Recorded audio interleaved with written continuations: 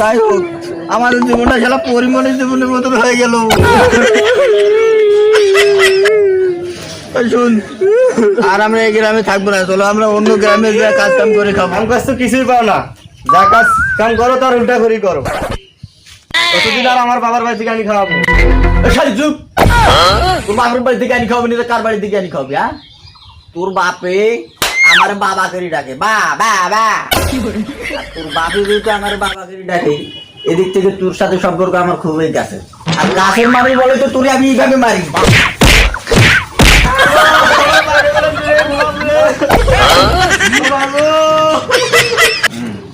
আমার বাপের দেওয়া খানা খাইয়া আমারে এত বড় কথা কাও, আবার আমারে মারধর করো।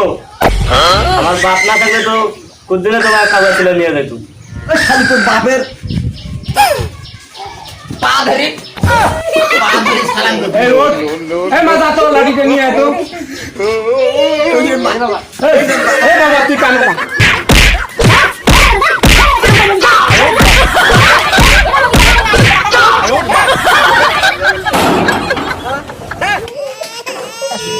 শ্বশুর, আল্লাহ শ্বশুর আজ থেকে আমার বাবা করে না করে আমার মামা করে কবি, মা মা আলার পথ।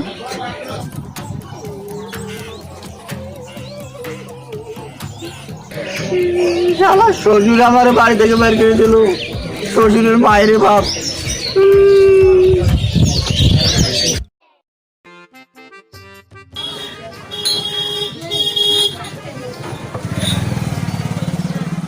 আরে দোকানটা ভাই ভালো আছো? এই আমগো সেবাদের দুধ দিয়ে একটা গরম গরম চা দাও তো। আরে না দোকানটা ভাই, আমি সেবাদের গায়ের দুধ দিই, আমি সেবাদের গায়ের দুধ দিয়ে চা খেতে চাচ্ছি। আরে আমি সেবাদের গায়ের দুধ দিয়ে চা খেতে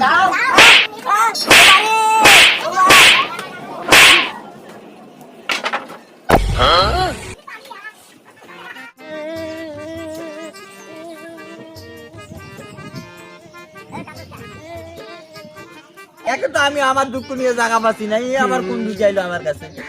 বন্ধু আমি চাইলাম শেফালির গায়ের দুধ দিতে, সে আমারে মারলো। তুই শিবালির দুধ দিয়ে চা চাইছো? আরে সে ওটি ভাবছে আমি চাইছি ওর গায়ের দুধ দিছে। তুই মায়ের খাওয়া কাম করছিস, কান ইচ্ছা মতন কান।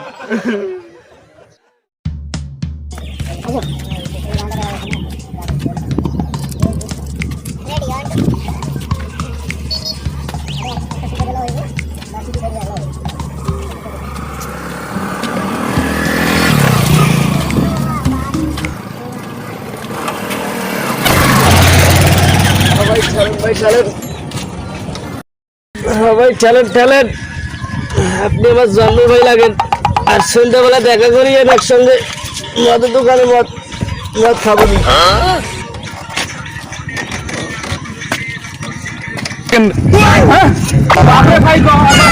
বাংলা মতো দাওয়াত দাও।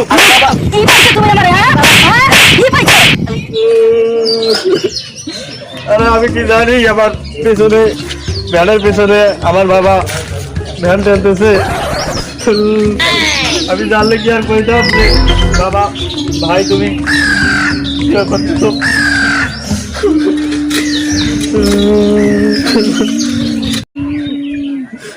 খেলা আমাদের কাছে কোনোদিন কেউ খুশি হলো না। আমরা আইলাম গিয়া আমরা এমনই অবদার্থ। না আমরা হইলে মিডিয়েট। আরে না কি করছ, আমরা হলাম যাই হোক আমাদের জীবনটা খেলা পরিমণের জীবনের মতন হয়ে গেল। শুন, আর আমরা এই গ্রামে থাকবো না, চলো আমরা অন্য গ্রামে যা কাজ কাম করে খাবো। যে গ্রামের লোক কেউ আমার ভালোবাসে না। চলো চলো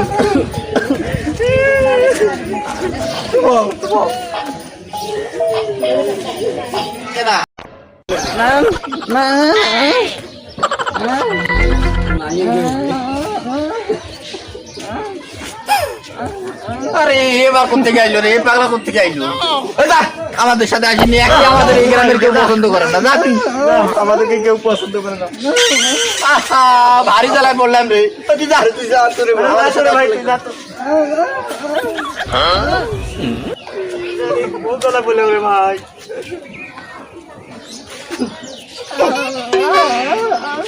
আমার অন্য গ্রামে চলে যাচ্ছি কাজ কাম করতে, তুই যা।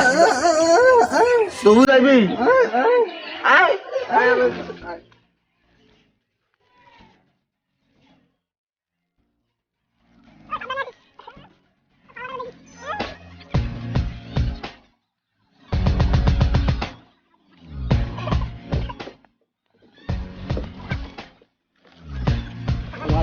ওই পাগলা আমাদের সাথে তো আইলি আমার মাছ ধরিয়া যায় বল টাকা টাকি করো না আমার মরি যাবো ঠিক কথা মনে করে দিছ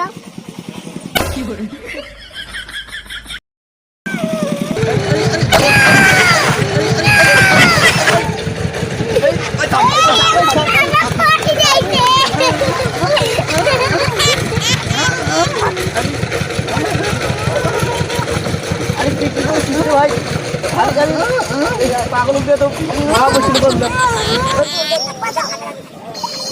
पाटन करो तेरा बहुत दुआन तुझे पाटन में तुझे तोड़ रहा है ए पाटन कॉलेज में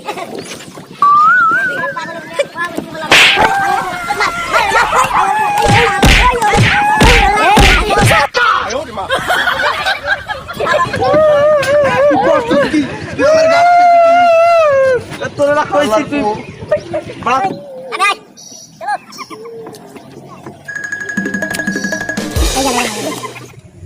এই খারাপ আমরা তো চারজনে আইলাম গুনে দেখো তো আমরা চারজন আছি না একজন নদীতে পড়ে আছে 1 2 3 তিনজন আরেকজন কই গেল আরেকজন এবার আমি গুনি 1 2 3 তিনজন আরেকজন আজও কই গেল নদীর মধ্যে পড়ে গেছে নাকি আবার তুমি জানো তো 1 2 3 তিনজন তো আছে আজও কই গেল এই জ্বালা ও আবার নদীতে পড়ে মরলো নাকি আরে কদি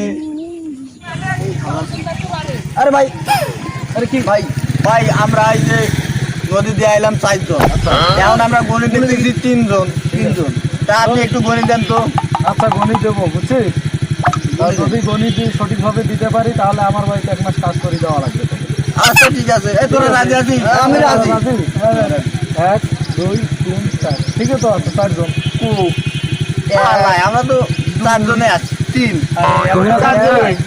2 3 4 4 জনে তো আছে ঠিক আছে চলুন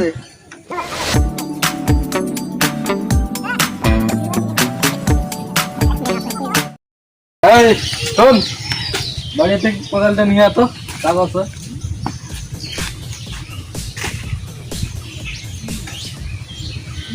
জি মালিক কোথায় এই কোদাল নিয়ে আসছিস জি মালিক এই বেশি একটা বড় করে গর্ত খুঁড়তো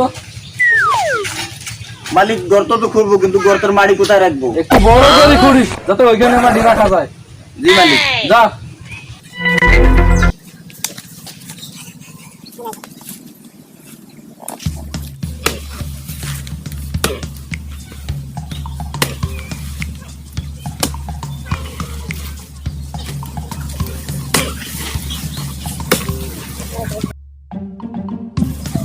আর একটু বড় করে নেই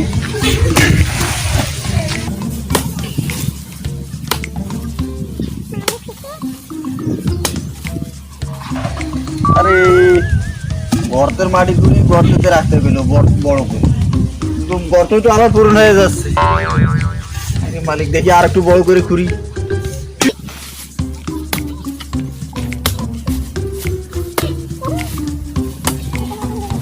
কোন মুসিবতে পড়লাম রে কোনো কথা কয়া গেল গর্তটা বড় করে খুঁড়তে বললো আর ওইখানে মাটিগুলো রাখতে বললো গর্ত তো দেখি এখন পূর্ণ হয়ে যাচ্ছে Oh, come on. দেখি আর একটু বড় করি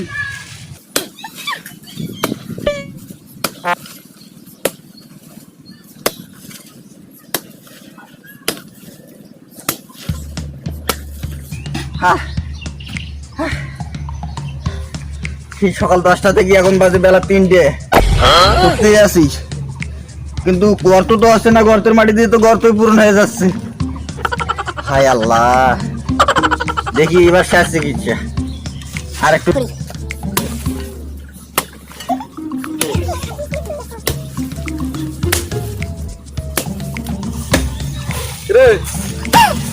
মালিক গর্ত করছিস মালিক আপনি তো গর্তটা একটু বড় করে ঘুরে ওইখানে মাটি দিতে বলছেন আর আমি সকাল 10টা থেকে এখন বাজে বেলা 3টে খুঁড়তে আছি আর মাটি রাখতে আছি, কিন্তু গর্তই তো ভর্তি হয়ে গেল। আলাহাদ আরামের বাচ্চা ওই, মাটি করে তুই ওই পাশে রাখবি না রে।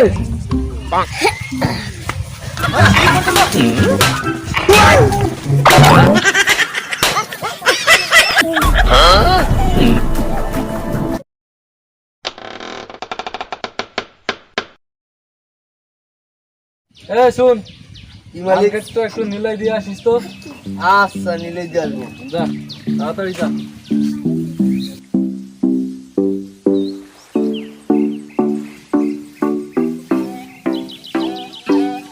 আজ মালিক ধান ক্ষেত নিলাইতে কইলো, আজ ধান ক্ষেত ছাপা বানিয়ে দিমু।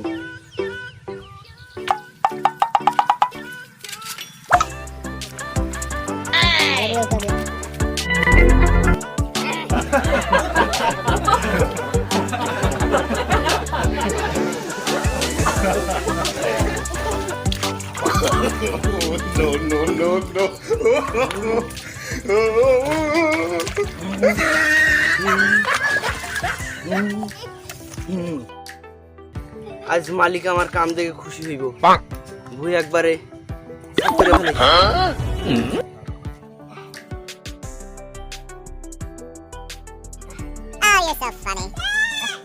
আমার ধানের গাছ মালিক আপনি তো আমার ধান গাছ নিলাইতে কইছেন, আমি তো ছাপা বানিয়ে দিছি। আমার কি করছে রে? আর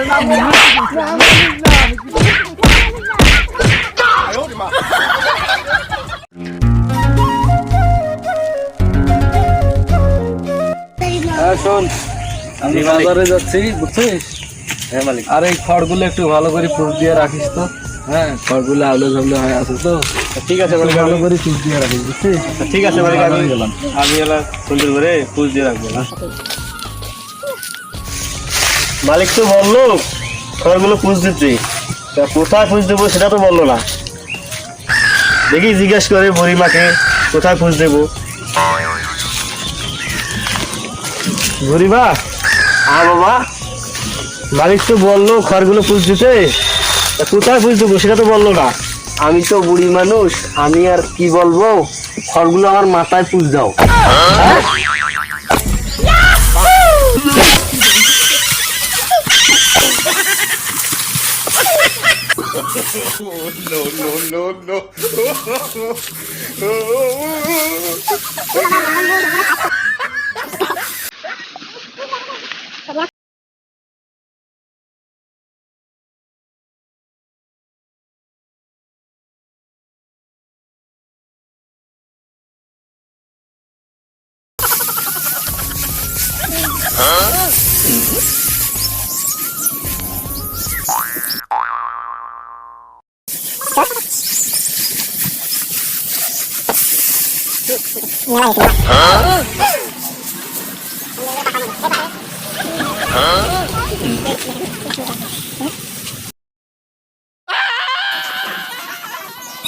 মা, মা, এই আমার মা কই?